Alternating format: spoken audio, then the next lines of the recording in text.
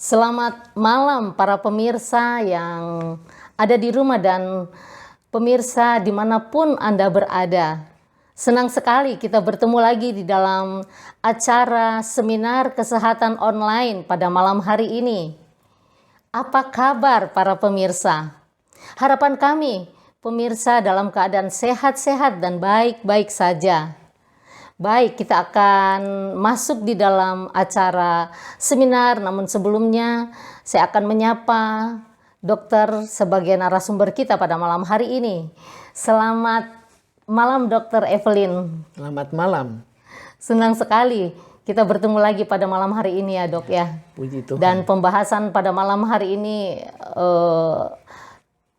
sangat-sangat luar biasa karena itu menyangkut kesehatan tubuh kita di mana kanker gampang menyerang akan kehidupan setiap kita. Dan judul pembahasan pada malam hari ini pemirsa adalah proses terjadinya kanker dan bagaimana terjadinya kanker itu. Pembahasan yang luar biasa. Namun sebelumnya dokter akan menjawab beberapa pertanyaan yang diajukan pada seminar yang lalu.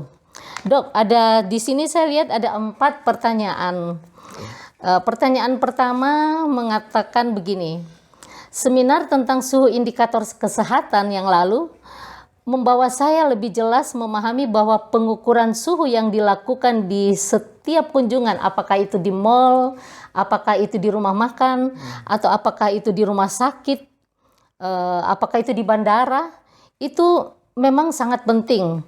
Bukan saja untuk mengetahui suhu demam kita, tetapi yang berkaitan dengan pandemik COVID-19, tetapi untuk mengetahui apakah suhu kita berada di range yang normal, yaitu 36,5 sampai 37,3 derajat Celcius.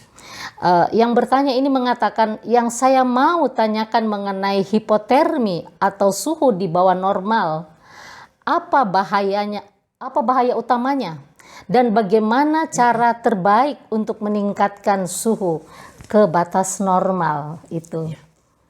Jadi pertanyaan ini sebenarnya merupakan intisari ya sebenarnya dari seminar kita yang lalu.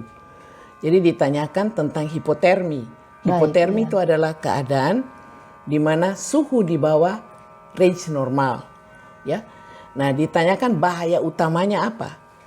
Kita tahu bahwa suhu itu diatur oleh 2 hal yang penting.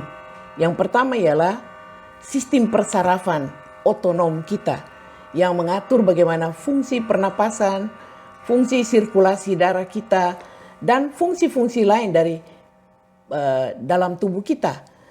Dan kalau itu hipotermi terjadi, berarti fungsi-fungsi ini akan mengalami gangguan. Jadi mulai terganggu fungsi pernafasan, bisa terjadi gangguan daripada fungsi pencernaan, ya. Dan kalau ini berlanjut terus, ya bisa sampai menyebabkan gangguan pernapasan dan tidak ada regulasi dari sel-sel. Karena selain sistem otonom itu yang mengatur suhu, juga ada semacam kelenjar hormon yang ada di atas ginjal, namanya kelenjar adrenal. Nah, ini akan mengatur metabolisme pertukaran zat yang ada dalam tubuh kita. Karbohidrat, protein, lemak, ini diatur. Dan dengan proses metabolisme ini terjadi regulasi sel-sel kita yang rusak. Nah, cuma kita bayangkan, kalau hipotermi ini terjadi, berarti selain fungsi-fungsi tadi dari tubuh terganggu, pernapasan dan sebagainya yang bisa berakhir dengan kematian malah. Fatal sekali dok. Ya, dan yang kedua, karena ini membuat regulasi sel dan metabolisme, mengakibatkan sistem kekebalan tubuh kita akan menurun. Jadi kita akan mudah menderita penyakit-penyakit infeksi. Dan penyakit infeksi itu juga bisa membawa orang kepada kematian. Dan gampang terserang juga COVID-19 yang sekarang ini mudah, pasti mudah. Mewabah. Karena sistem kekebalannya menurun. Nah, itulah bahaya utamanya. Dan bagaimana mencegahnya? Tadi ada ditanya. Pencegahannya ialah kita harus membuat supaya suhu kita itu naik kembali. Nah, caranya bagaimana? Yaitu terutama dengan pergerakan otot. Basal metabolisme yang kita naikkan. Caranya bagaimana? Satu-satunya jalan yaitu tentu dengan kita mengadakan olahraga. Berolahraga. Olahraga. Tapi di samping itu jangan lupa pola hidup juga harus sehat. Diet Baik. harus cukup mengandung antioksidan ya supaya sistem kekebalan itu naik. Dan bukan saja antioksidan tetapi bagaimana keseimbangan protein, karbohidrat, lemak jangan terlalu banyak tetapi sesuai dengan kebutuhan ditambah lagi olahraga. Wah, itu bagus sekali.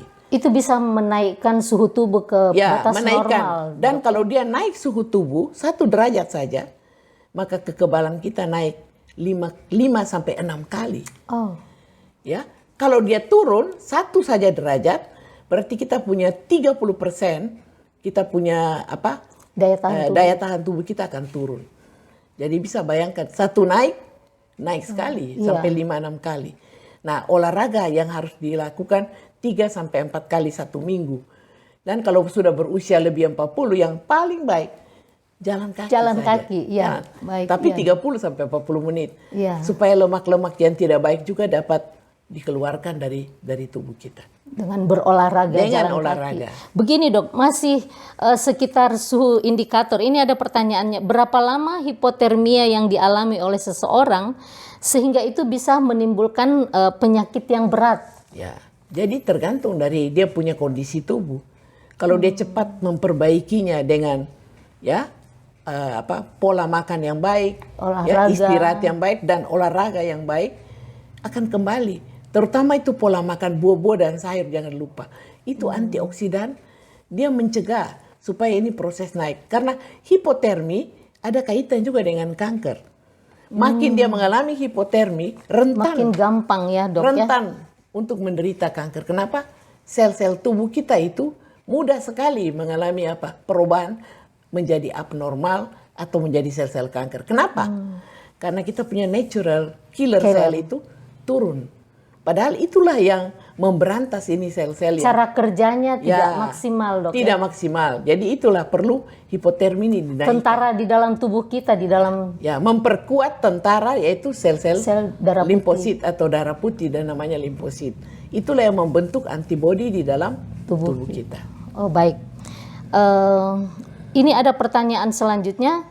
Bagaimana proses terjadinya kanker bila seseorang terkena hipotermia? Ya, itu tadi kita sudah singgung, terjadi karena natural killer itu tidak bekerja semaksimal mungkin. Kita semua sebenarnya ini mempunyai, nanti ada keterangan sebentar dalam seminar kita. Ya. Kita semua ini sel-sel kanker itu ada, tetapi potensi terjadinya kanker yang lebih luas dicegah dengan natural killer cell. Natural killer. Ya. Sebentar mungkin dokter bahas nanti lebih dalam. kita akan bahas dalam Baik, proses. selanjutnya yang terakhir, apakah orang tinggal di daerah atau negara yang memiliki cuaca yang dingin memiliki kecenderungan terjadinya hipotermia? Ya, pasti kecenderungan ke sana. Tapi kita punya tubuh selalu mengkompensasi. Buktinya kalau kita dingin, kita menggigil. Kenapa kita menggigil? Menggigil itu artinya kita menutupi pori-pori yang ada di kulit kita. Sehingga proses keringat kita keluar, tidak keluar. Dijaga panas itu tetap. Nah, kedua, mungkin kalau di daerah dingin ya itulah kita jangan menggunakan air yang dingin untuk mandi, bergosok air hangat, berendam. Pakai pakaian hangat. Ya, pakai pakaian hangat. Iya. Nah, itu sebabnya kita perlu pakaian hangat di daerah-daerah. Sampai ada yang tutup kepala, tutup Ya, telinga dok ya. Itu maksudnya mencegah panas kita jangan mudah keluar dan hipotermi tidak terjadi. Jadi kalau dia tanya berapa lama, tergantung kondisi tubuhnya. Kalau dia cepat mengkompensasi dengan baik, dia robah pola hidupnya itu sehat, maka itu proses hipotermi dapat diatasi. Baik, terima kasih banyak Dr. Evelyn atas jawaban dari pertanyaan pemirsa yang bertanya. Semoga Anda mengerti apa yang dokter sudah jelaskan dan biarlah itu menjadi pegangan kita untuk kita bisa hidup sehat di era sekarang ini. Baik, kita akan masuk di dalam seminar pada malam hari ini dan untuk itu sekali lagi saya bacakan judul dari seminar kita pada malam hari ini, yaitu proses terjadinya kanker dan bagaimana pencegahannya. Dan untuk itu saya persilahkan Dr. Evelyn untuk membawakan ini. Silakan, Dok.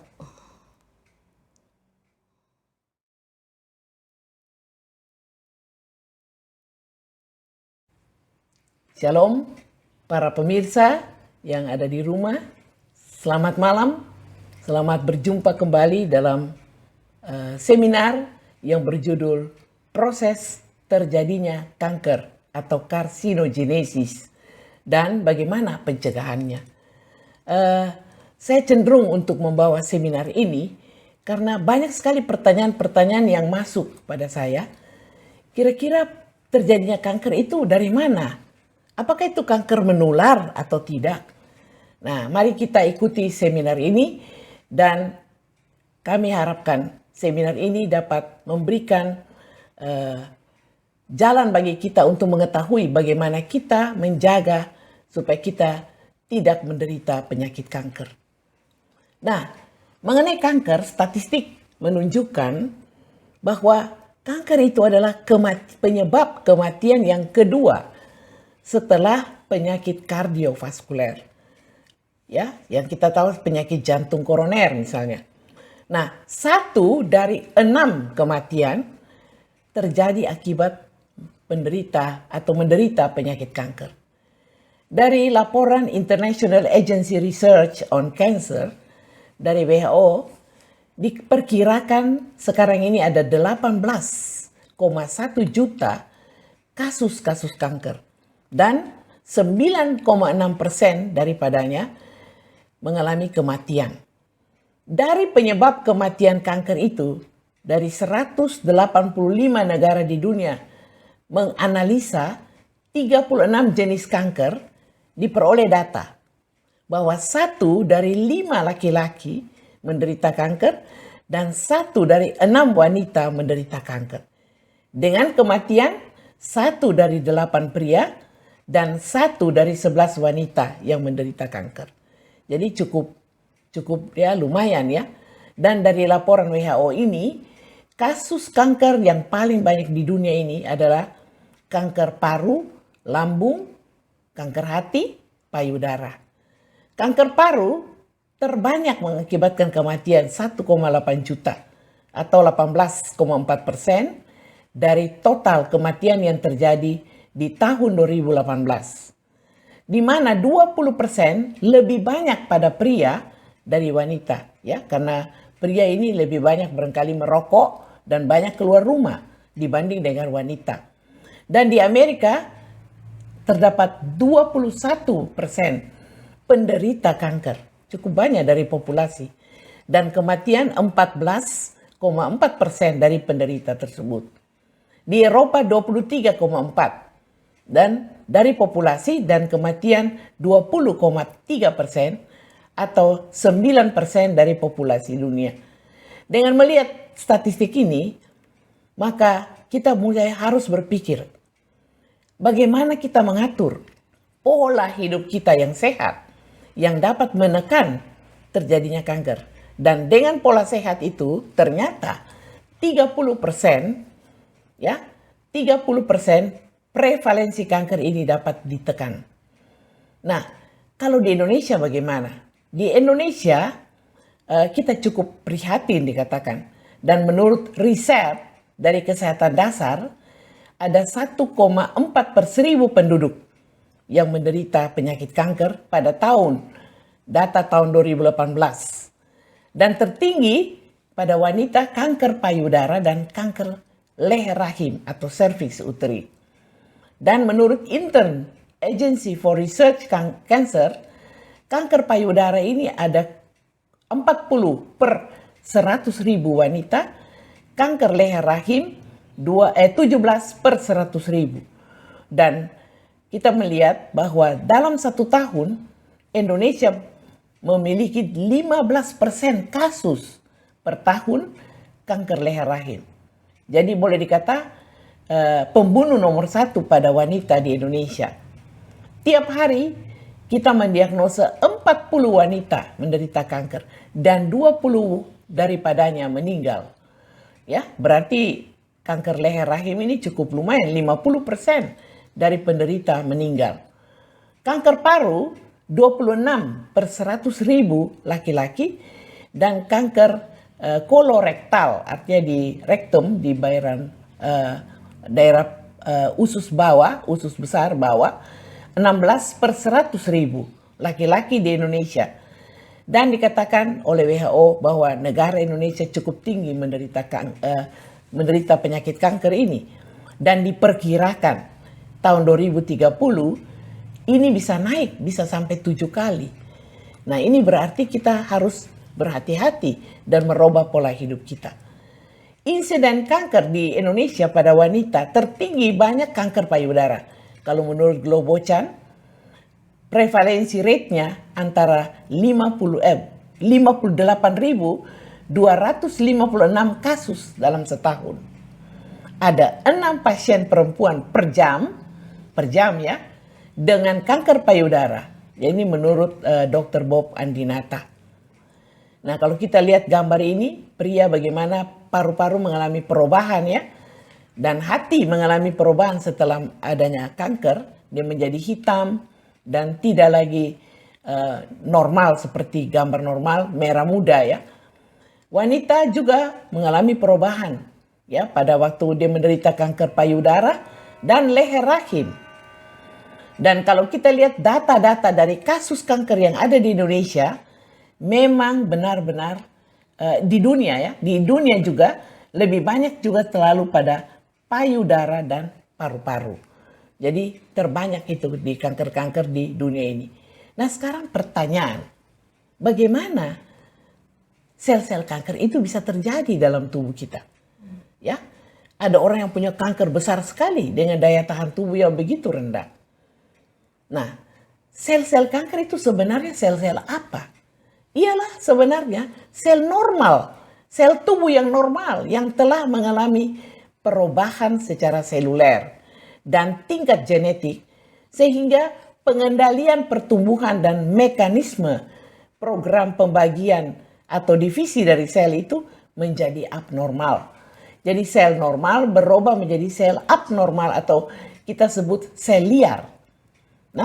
Nah, tidak bisa dikontrol pertumbuhannya, sehingga akibatnya terjadilah masa tumor, dan masa tumor ini akan masuk ke dalam pembuluh darah, masuk ke pembuluh limfa atau getah bening, sehingga menjadi kanker yang bermetastase, yang bisa menjalar. Dan karena tubuh kita ini terdiri dari sel-sel seluruhnya, maka kanker ini bisa berada pada setiap jaringan yang bisa dia bertumbuh di sana. Ya, setiap organ bisa kena, ya, menjadi atau bisa menjadi kanker, sel-selnya menjadi kanker. Nah, kita perlu tahu bagaimana proses terjadinya kanker atau kita namakan karsinogenesis. Bagaimana? Ada 2 faktor. Faktor internal dan faktor dari luar, eksternal. Faktor dari dalam sendiri biasanya orang sebut faktor keturunan, ya. Tapi ini sedikit sekali, 1-2%. Yang terbanyak adalah faktor eksternal, ya. Dan faktor eksternal ini berkaitan sekali dengan faktor pola hidup kita. Jadi pola hidup kita boleh saya katakan 4 faktor penting. Faktor makanan, yang kedua faktor istirahat, faktor pola pikir kita, dan faktor lingkungan. Ini 4 faktor terbesar yang bisa menyebabkan proses terjadinya kanker. Nah, secara biomolekuler, kita punya sel-sel tubuh ini, ya di tubuh kita ini semua terdiri dari sel-sel. Ya, yang saya katakan tadi, kanker bisa berada di mana saja, tergantung sel-sel mana dia mau serang. Nah, tubuh kita mempunyai 60 sampai 100 triliun sel-sel, dan sel-sel ini hidup, mengambil makanan yang dikirim dari darah kita, ya, setelah proses pencernaan di usus kita. Ya, dia akan masuk ke darah dan dia pergi ke sel-sel. Nah, selama dia mendapat makanan yang cukup, maka vitalisasi sel-sel ini bisa dipertahankan, ya. Nah sekarang kalau kita lihat sel, di bagian intinya ada kromosom. Saya kira semua tahu kromosom itu ada 46 ya. 46 atau 23 pasang. Dan kromosom ini mempunyai satu untaian yang kita namakan DNA. DNA ini luar biasa. Kita ingat kalau pesawat terbang jatuh, orang selalu pemeriksaan keturunan dari DNA. Nah, DNA ini adalah dua pita yang berbentuk helix, di mana tiap pita ini dihubungkan dengan protein-protein, dan pada protein yang menghubungkan kedua pita itu ada gen. Ini gen penting sekali. Ini gen menentukan karakteristik dari kehidupan seseorang. Nah, kalau kita lihat DNA ini punya fungsi luar biasa. Kenapa? Dia bisa dipengaruhi dengan untaian, ya, untaian telomer yang memperpanjang usia orang, dan dia juga bisa mengalami perusakan DNA ini. Nah, saya katakan DNA ini adalah sebagai koordinator. Koordinator dari satu siklus sel. Jadi sel itu mempunyai siklus. Dia mulai bertumbuh, grow, dia membelah diri, ya. Setelah membelah diri, dia kembali lagi normal, mati, kemudian tumbuh lagi yang baru. Jadi ada waktunya dia mati yang kita namakan dalam bahasa kedokteran apoptosis. Jadi ini terjadi terus selama sel-sel itu hidup di dalam kehidupan kita. Nah, sekarang kalau DNA kita itu rusak, ya, mengalami kerusakan, mengalami oksidasi, ya, maka pekerjaan DNA itu akan terganggu. Ini kita perlu pikir baik-baik. Jadi jangan sekali-kali pola makan, pola istirahat, pola lingkungan kita merusakkan DNA ini, ya. Nah, karena DNA ini mengatur siklus. Kalau siklus ini berjalan tidak diatur oleh DNA karena DNA kita yang rusak, maka terjadi seperti gambar ini. Sel-sel akan bertumpuk menjadi satu massa tumor, ya. Massa tumor, dan massa tumor ini bisa masuk ke pembuluh darah, ke jaringan limpa, sehingga akhirnya menjadi kanker. Nah, inilah sel normal menjadi abnormal karena koordinasi DNA yang tidak ada atau rusak. Nah, sekarang pertanyaan, apa pemicu sehingga DNA itu yang mengatur siklus sel itu rusak? Dia rusak karena kita sebut semacam pemicu yang namanya radikal bebas, free radikal. Nah, radikal bebas itu dari mana? Dari tubuh kita sendiri bisa, dengan pernafasan, respirasi, dengan metabolisme yang terjadi dalam tubuh kita. Kalau kita olahraga juga pasti terbentuk radikal bebas. Tetapi ada antisipasinya. Antisipasinya di dalam tubuh kita ini terdapat sel-sel yang menghancurkan sel abnormal atau sel yang menjadi kanker itu. Ya, itu. Jadi radikal bebas secara internal. Bisa juga dari luar. Dari luar dari mana? Dari makan kita, makanan kita, dari lingkungan kita, ya, zat-zat kimia yang ada dalam makanan, ya, dari udara yang banyak polutan bisa, ya, dari istirahat kita yang kurang sehingga daya tahan tubuh kita turun, pola pikir kita. Keempat faktor ini bisa terjadi, ya. Itulah pola hidup yang terbanyak membuat radikal yang merusak DNA kita, ya. Nah, kalau begitu, pada waktu radikal bebas itu masuk, kita lihat gambar ini, kita punya sel. Sel ini lengkap dia punya elektron. Tetapi free radikal atau radikal bebas yang masuk ke dalam tubuh itu punya elektron yang satu tidak ada. Karena dia tidak ada, maka dia akan menarik sel dari DNA, dari inti sel. Dia itu dari DNA, sehingga DNA kita menjadi rusak. Kenapa rusak? Proses oksidasi terjadi di sana. Akhirnya apa? Kita perlu ada antioksidasi itu. Antioksidan dari mana? Dari pola makan yang sehat. Dari mana? Buah-buahan, sayur-sayuran. Ini mengandung antioksidan yang mencegah radikal bebas itu tidak merusak DNA kita. Luar biasa. Tuhan sudah membuatnya demikian, ya. Dimana kita lihat macam-macam radikal itu banyak sekali. Nah, mekanisme inilah yang terjadi selalu dalam tubuh kita. Dan itu sebabnya saya katakan, manusia juga punya sel kanker. Cuma kita memiliki apa yang dinamakan natural killer cell. Nah, kalau kita lihat gambar ini, inti sel ada kromosom, kromosom punya DNA, dan di DNA ini, selain dia mengeluarkan hal-hal yang penting untuk mengatur sel itu, dia mengeluarkan juga enzim-enzim yang dinamakan sebagai enzim pangkal. Nah, ini bagus sekali. Jadi enzim pangkal ini menolong supaya kita punya DNA ini juga stabil. Ya. Termasuk telomer. Selama telomer itu ada, saudara dan saya punya umur tetap bisa berjalan dengan baik. Umur panjang orang bilang. Ya. Jadi DNA ini yang kita harus jaga terhadap kerusakan dari radikal bebas. Ya, sehingga siklus berjalan baik, koordinasi DNA baik, dan pertumbuhan sel normal terjadi, bukan menjadi abnormal atau sel liar yang kita namakan kanker.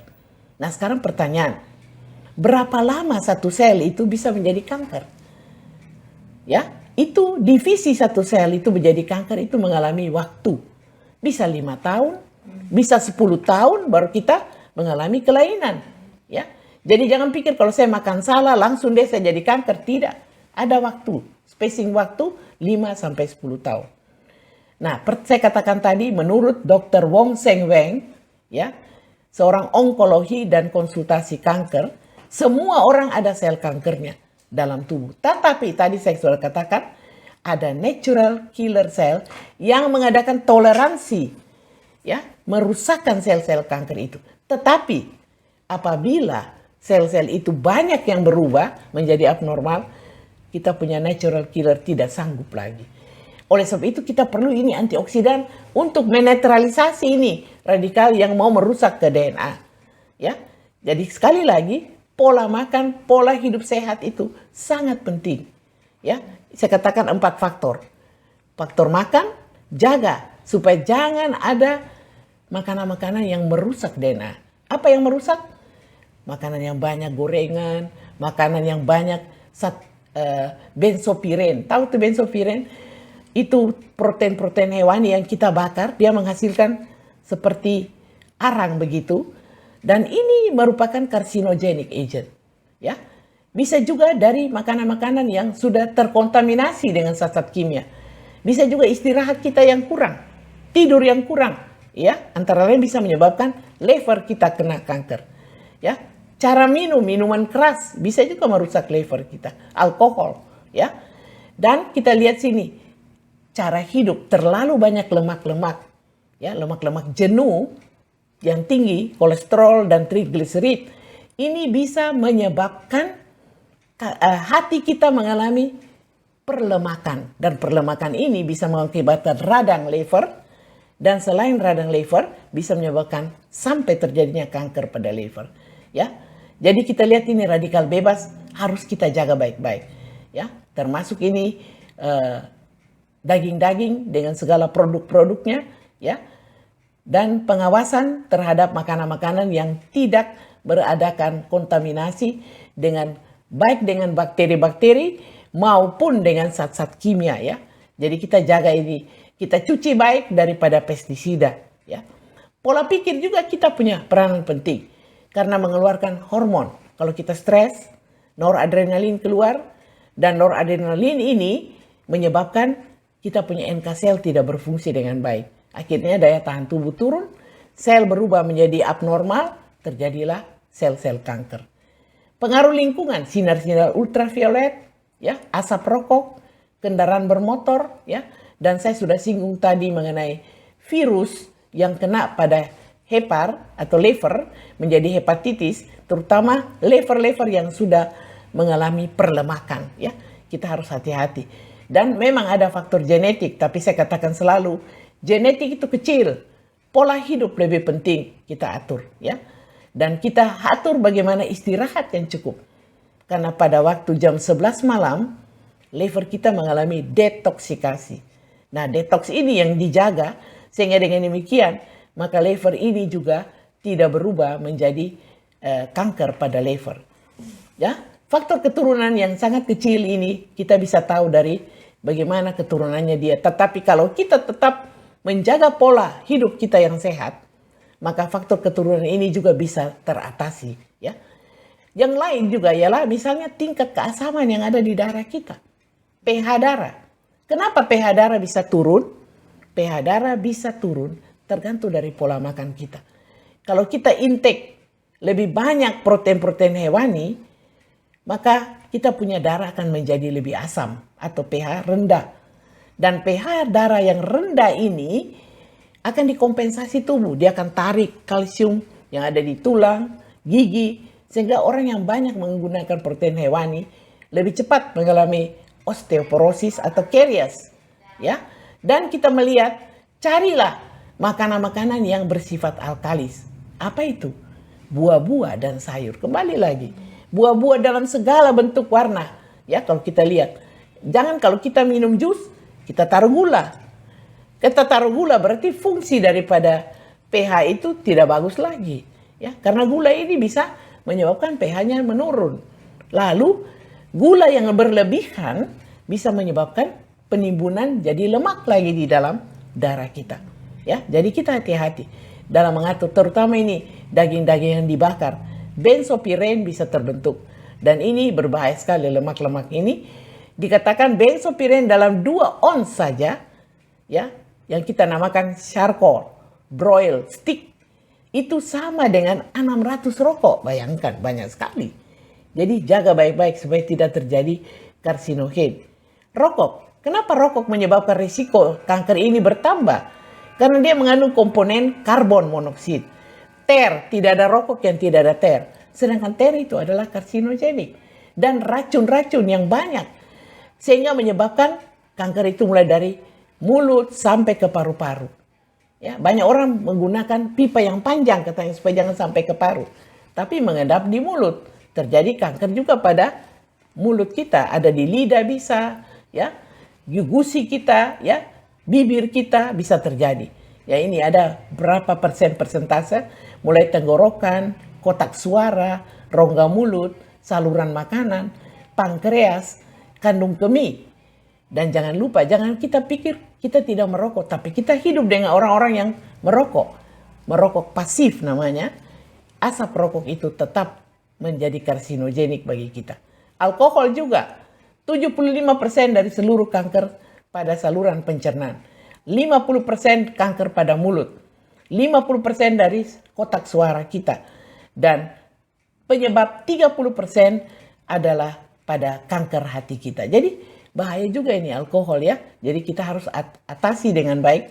Jangan kita minum dan itu bisa merusak tubuh kita sendiri. Penyelidikan dari seorang dokter Weinberg dikatakan prosedur yang berhubungan dengan menurunkan pemasukan zat-zat besi dapat menolong di dalam pencegahan dan penanggulangan penyakit kanker. Jadi zat besi ada kaitan dengan pH darah. Ya, makin banyak zat besi, terutama kita menggunakan protein hewani, ini menyebabkan pH darah kita akan menurun. Makanan-makanan kaleng mengandung natrium benzoat, zat pewarna. Ya, ini semua. Sebenarnya soft drink itu pun ada zat pengawetnya dan benzen serta zat warna. Gula yang tinggi pula menyebabkan kadar gula ini menyebabkan pH darah menurun. Nah, jadi sekarang pertanyaannya, kalau begitu bagaimana saya mencegahnya supaya sel-sel kita tidak berubah menjadi sel kanker? Cara mencegahnya ialah kita makan makanan yang bisa mencegah terjadinya oksidasi atau kerusakan DNA. Itu intinya. Kalau DNA tidak rusak, maka kita tidak mengalami oksidasi dalam sel. Dengan kata lain, kita perlu antioksidasi dalam sel atau antioksidan. Nah, berapa banyak antioksidan yang ada? Ada 2 macam. Yang ada di dalam internal, yang punya berat molekul yang tinggi, dan eksternal, berat molekul yang rendah. Kalau dari eksternal artinya yang kita intake dari luar. Ini bisa dari vitamin A, C, E. Nah, itu. Ya. Ya, bisa dari beta karoten, ya. Misalnya makan pepaya, beta karoten, polifenol, ya, flavonoid. Ini dari buah-buah. Lalu yang internal dari mana? Oh, kita memang dalam tubuh ada serum oksid dismutase atau SOD. Wah, luar biasa, Tuhan sudah kasih SOD. Ya, ada katalase, ada glutathione dalam tubuh kita. Ya, selama keseimbangan antara antioksidan dalam tubuh, SOD misalnya, dengan radikal bebas yang merusak DNA ini seimbang, kita punya sel tidak berubah menjadi sel kanker. Tapi kalau tidak ada keseimbangan, kita makan lebih banyak protein hewan, sedangkan kita kurang makan buah dan sayur. Akibatnya kita punya radikal bebas lebih tinggi, dan inilah bisa menyebabkan kerja natural killer cell, termasuk suhu tadi yang kita ngomong hipotermi terjadi, daya tahan tubuh turun, dan sel berubah menjadi sel abnormal. Kita lihat, semakin orang tua itu dia punya SOD turun. Kalau begitu, semakin kita berusia lebih tua, semakin banyak kita butuhkan antioksidan dari buah dan sayur. Ya, jadi kita lihat 4 faktor ini yang paling penting kita lihat. Makanan kita, minuman kita, ya jangan minuman keras, makanan terdiri dari buah-buah dan sayur lebih banyak. Ya, makanya sekarang Kementerian Kesehatan mengatakan isilah piring Anda, bukan 4 sehat lagi 5 sempurna. Isilah piring Anda separuh dengan buah-buah dan sayur-sayuran. Kenapa? Ini mencegah saudara bukan saja tidak menderita kanker, proses penuaan akan lambat, pikun akan juga bertambah lambat. Ada gambar di sini saya tunjukkan, satu gambar yang menunjukkan pada saat saudara menyembelih hewan, dia tidak akan diam-diam, dia akan mengeluarkan hormon stres, namanya hormon steroid. Hormon ini mempengaruhi pekerjaan koordinasi dari DNA. Sehingga apa terjadi? Perubahan ya dari sel DNA ini mengalami oksidasi di dalam. Sel-sel yang tadinya normal bisa berubah menjadi sel-sel kanker. Jadi kita lihat, selain dia mengandung arachidonic acid yang ada pada protein, pH darah yang makin rendah, dia juga mengandung steroid. Jadi kalau begitu, masih lebih baik seorang yang mengambil satu ketekap, ya lebih banyak makan buah-buah dan sayuran, atau menjadi seorang vegetarian lebih bagus, asal tahu mengatur keseimbangan dari pola makan.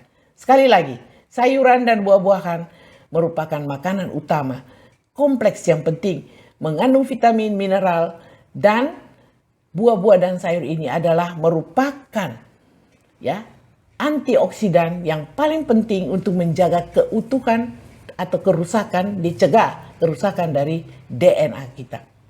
Ya, virus-virus yang mengalami infeksi ini juga harus kita cepat obati, ya, karena dia akan mengeluarkan sitokin ya yang bisa merusak. Ini ada gambar bagaimana hubungan antara imunitas dan kanker. Yang tadi saya sebut hipotermi menurunkan imunitas. Kanker itu lebih cepat terjadi. Infeksi mengeluarkan ya hal-hal sitokin yang bisa menyebabkan kanker bisa terjadi. Jadi ini hal-hal ini selain cara makan kita, tidur yang cukup, ya, istirahat yang bagus, pola pikir, dan juga yang paling penting lingkungan juga di mana kita hidup. Kalau begitu apa kesimpulan? Mari kita jauhkan pemicu-pemicu kanker ini. Makanan yang banyak gorengan, lemak yang tinggi, ya. Kalau perlu kita berolahraga supaya lemak-lemak ini dapat dikeluarkan dari tubuh kita. Daging kita kurangi, apalagi daging-daging yang dibakar. Merokok, sebaiknya kebiasaan ini kita hindari. Makanan-makanan junk food kita hindari. Radiasi-radiasi, ya, zat-zat kimia yang berada bersama-sama, termasuk makanan-makanan kaleng dan pewarna. Ini harus kita jauhkan, ya. Dan infeksi-infeksi kita tanggulangi, dan makanan yang kurang mengandung gula, ya, kurang mengandung gula, karena ini tertimbun juga sebagai lemak dan membuat terjadinya diabetes. Karena apa? Kita punya insulin sudah tidak mampu lagi untuk mengatasi kadar gula yang tinggi dalam darah. Zat-zat polutan termasuk rokok-rokok pasif, dan juga istirahat yang cukup. Hindari stres, ya, dan jangan kita depresi, pesimis, dan kurang harapan. pH darah dengan berolahraga, makan yang baik, ya, banyak makan buah-buahan, sayuran, makanan minuman yang kurang mengandung ya radikal bebas seperti makanan-makanan, minuman yang manis, udara yang bersih, serta menjaga kehidupan cara atau jarak yang baik dari cara pola makan kita. Ya, ini juga penting, suhu tubuh diatur juga dengan baik. Ya, inilah kira-kira kesimpulan yang paling penting, dan cara mencegahnya kita harus tetap berada di pola hidup sehat, ya, dan kita atur. Karena kita punya antioksidan dari luar, kita perlukan dari vitamin A, C, E, selenium, likopen, polifenol, ini semua adalah berasal terbanyak dari buah-buahan dan sayur-sayuran. Jadi hidup new start orang katakan. Nutrisi, exercise, water, sunshine, temperance, pertarakan, air, air, udara yang sehat, istirahat, dan punya kepercayaan kepada Tuhan. Kiranya ini bisa merupakan 4 faktor yang paling penting yang kita buat dalam kehidupan kita setiap hari. Ya, kalau orang tanya bagaimana pengobatan kanker bisa pada permulaan, early diagnosis. Artinya diagnosa cepat, bisa diangkat kanker itu ya. Kita cepat mengangkatnya lebih bagus, dan pola hidup sehat lebih bagus mencegah daripada mengobati ya. Jadi kita pikir, oh saya ada uang, saya bisa membeli kemoterapi, saya bisa bayar. Ya, tapi itu bukanlah cara yang terbaik. Ya, hanya menolong pengobatan hanya 10-20%. Tetapi dengan cara hidup yang sehat, kita bisa mencegah terjadinya kanker. 1 Korintus 10 ayat 31, saya pinjam firman Tuhan yang mengatakan, kalau makan, kalau engkau minum, atau melakukan sesuatu lain, mari kita lakukan itu untuk memuliakan nama Allah. Karena apa? 1 Korintus 6 ayat 19 dan 20 menyatakan, tubuhmu adalah bait Roh Kudus yang harus kita jaga, karena itu adalah bait Allah yang suci. Ya, karena kita sudah dibeli dengan darah Tuhan. Kita ini sangat berharga di mata Tuhan. Mari kita jaga tubuh kita, sehingga dengan demikian kita bisa terhindar dari penyakit yang berbahaya. Kiranya Tuhan memberkati kita di dalam cara kita hidup dengan baik, dan sel-sel kanker dapat kita cegah terjadi di dalam hidup kita. Tuhan memberkati kita semua. Amin.